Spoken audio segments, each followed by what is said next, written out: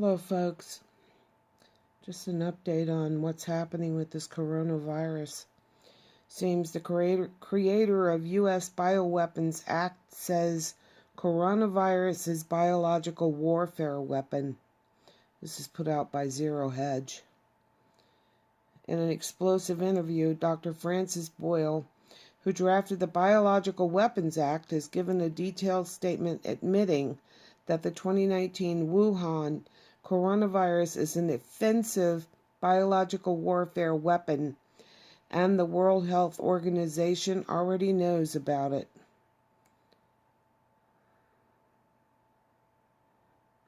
Francis Boyle is a professor of international law at the University of Illinois College of Law. He drafted the U.S. domestic implementing legislation for the Biological Weapons Convention, known as the Biological Weapons Anti-Terrorism Act of 1989, that was approved unanimously by both houses of the U.S. Congress and signed into law by President George H.W. Bush. In an exclusive interview given to Geopolitics and Empire, Dr. Boyle discusses the coronavirus outbreak in Wuhan, China, and the Biosafety Level 4 laboratory. Well, it's known as a BSL-4, from which he believes the infectious disease escaped. He believes the virus is potentially lethal and an offensive biological warfare weapon or dual-use biowarfare weapons agent genetically modified with gain-of-function properties, which is why the Chinese government originally tried to cover it up and is now taking drastic measures to contain it.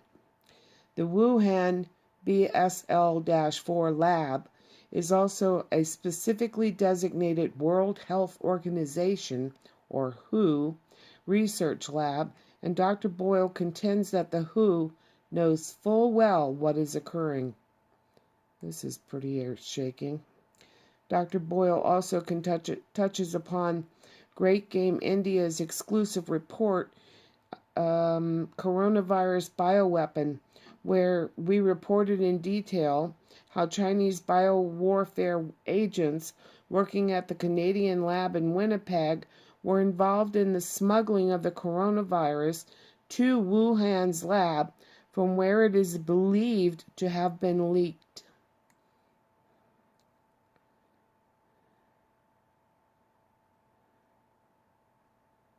Wuhan coronavirus is an offensive biological warfare weapon.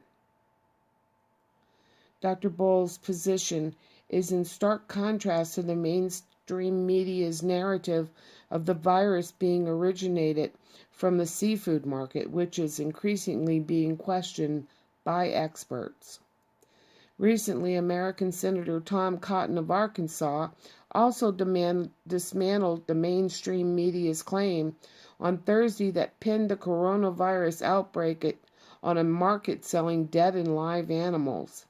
In a video accompanying his post, Cotton explained that the Wuhan wet market, which Cotton incorrectly referred to as a seafood market, has been shown by experts to not be the source of the deadly contagion.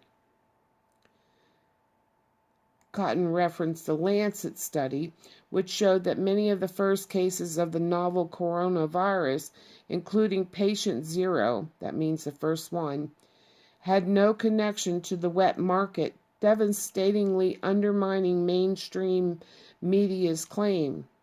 As one epidemiologist said, that virus went into the seafood market before it came out of the seafood market. We still don't know where it originated, Cotton said.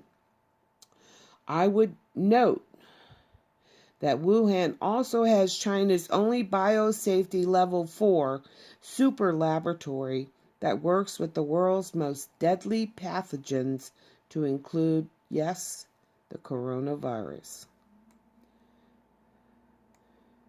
Tom Cotton tweeted, China claimed for almost 2 months that coronavirus had originated in a Wuhan seafood market. That is not the case.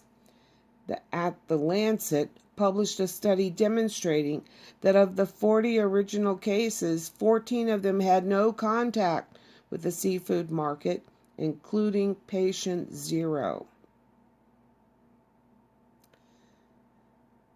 Such concerns have also been raised by Dr. J.R. Newquist, the well-known author of the books Origins of the Fourth World War and The Fool and His Enemy, as well as co-author of The New Tactics of Global War. In his insightful article, he published secret speeches given to high-level Communist Party comrades by Chinese Defense Minister Chi Haoqian. I can't speak Chinese and I can't pronounce it. My apologies. Explaining a long-range plan for ensuring a Chinese national reconnaissance, the catalyst for which would be China's secret plan to weaponize viruses.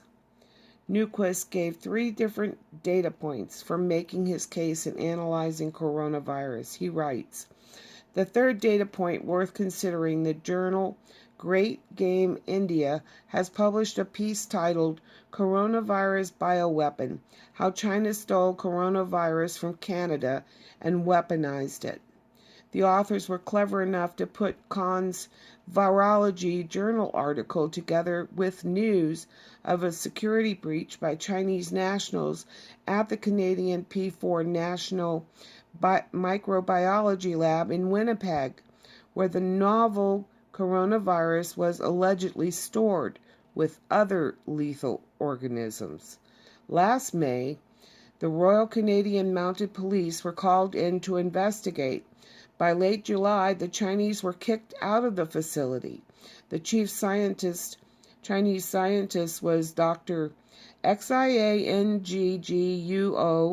and his last name is Qiu, was allegedly making trips between Winnipeg and Wuhan.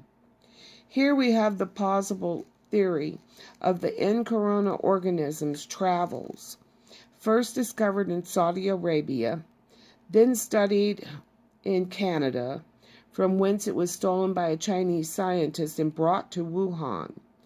Like the statement of the Taiwan's intelligence chief in 2008, the Great Game India story has come under intensive attack. Whatever the truth, the fact of proximity and the likelihood of mutation must figure into our calculations. It's highly probable that the 2019 nCoV organism is a weaponized version of the nCoV discovered by Saudi doctors in 2012. Meanwhile, the mainstream media's narrative still maintains that the origin of the 2019 coronavirus is the Wuhan seafood market, or wet market. After Great Game India published a story on coronavirus bioweapon, not only were our database tinkered with and our reports blocked by Facebook on the flimsy reason that they could not find Great Game India Facebook page, but the report itself was viciously attacked by Foreign Policy magazine, PolitiFact, known widely as Facebook's propaganda arm, and BuzzFeed News. It is not Great Game India alone which is being viciously attacked. Hedge, a popular alternative media blog, was suspended by Twitter for publishing a story related to a study by Indian scientists finding 2019 Wuhan coronavirus to be not naturally evolved, raising the possibility of it being created in a lab. Shockingly, the study itself came under intense online criticism by social media experts, resulting in the scientists withdrawing the paper. In retaliation, India has launched a full-scale investigation against China's Wuhan Institute of Virology. The Indian government has ordered an inquiry into a study conducted in the northeastern state of Nagaland, close to China, by researchers from the U.S., China, and India on bats and humans carrying antibodies to deadly viruses like Ebola. The study came under the scanner as 2 of the 12 researchers belonged to the Wuhan Institute of Virology's Department of Emerging Infectious Diseases, and it was funded by the United States Department of Defense Threat Reduction Agency, also known as DTRA. The study, conducted by scientists of the Tata Institute of Fundamental Research, the National Center for Biological Sciences, also known as NCBS, the Wuhan Institute of Virology, the Uniformed Services University of the Health Sciences in the U.S., and the Duke National University in Singapore, is now being investigated for how the scientists were allowed to access live samples of bats and bat hunters, humans, without due permissions. The results of the study were published in October last year in the PLOS Neglected Tropical Diseases Journal, originally established by Bill and Melinda Gates Foundation. As the author J.R. Newquist puts it, we must have an investigation of the outbreak in Wuhan. The Chinese must grant the world total transparency. The truth must come out. If Chinese officials are innocent, they have nothing to hide. If they are guilty, they will refuse to cooperate. The real concern here is whether the rest of the world has the courage to demand a real and thorough investigation. We need to be fearless in this demand and not allow economic interest to play a coy and dishonest game of denial. We need an honest inquiry, and we need it now. Folks, say your prayers. Stay close to God, and may He protect us all. Amen.